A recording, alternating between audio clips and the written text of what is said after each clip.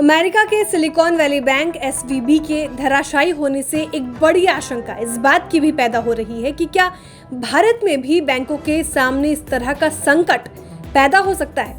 एक बड़ा सवाल ये भी पैदा हो रहा है कि भारतीय बैंकों में आम लोगों का पैसा कितना सुरक्षित है और क्या उनका पैसा भी ऐसी किसी क्राइसिस के पैदा होने पर डूब तो नहीं जाएगा। अब global brokerage house Macquarie group ने साफ कहा है कि भारत में बैंकों के सामने एसवीबी जैसे कोई खतरा नहीं है। मैक्वायरी ने इसकी वजह बताते हुए कहा कि भारतीय बैंक बड़े तौर पर घरेलू डिपॉजिट्स के सहारे हैं और यही चीज उन्हें दूसरे ग्लोबल बैंकों के मुकाबले बचा रही है।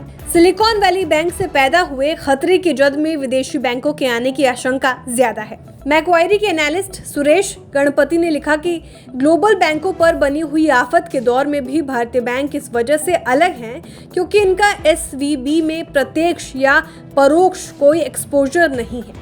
उन्होंने लिखा कि भारतीय बैंकिंग सेक्टर का घरेलू डिपॉजिट वाला सिस्टम है जिसका इन्वेस्टमेंट सरकारी सिक्योरिटीज में है। भारतीय बैंकों के एसवीबी क्राइसिस से सुरक्षित होने की बात एक और बड़ी ग्लोबल फर्म ने की है।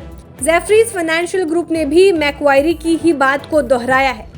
जेफरीज ने कहा कि एसवीबी फाइनेंशियल ग्रुप का भारत पर खतरा कम है क्योंकि इसकी भारतीय सब्सिडरी 2015 में बेच दी गई थी और नई कंपनी की अच्छी क्रेडिट रेटिंग और स्टेबल लिक्विडिटी है।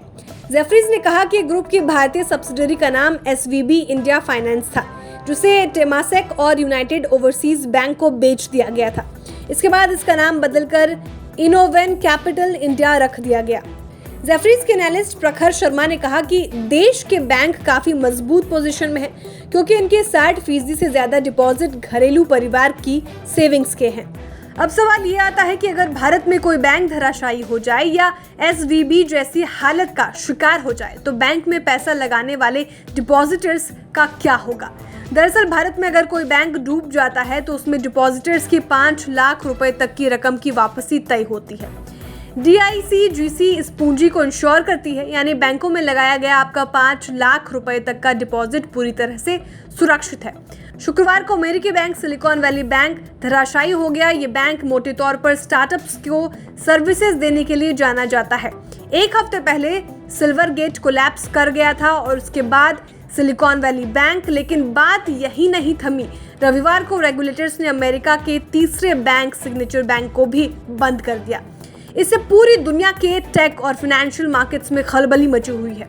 कई लोग मौजूदा हालात की तुलना 2008 की फाइनेंशियल क्राइसिस से कर रहे हैं। तब सब प्राइम क्राइसिस के चलते लीमैन ब्रदर्स खत्म हो गया था। कुल मिलाकर ग्लोबल ब्रोकरेज हाउस भारत के बैंकों के सामने ऐसे किसी भी संकट के पैदा होने से इनकार कर रहे हैं और ये फिलहाल आम लोगों और सरकार के लिए एक बड़ी राहत की बात है। ब्यूरो रिपोर्ट, बिस्तार।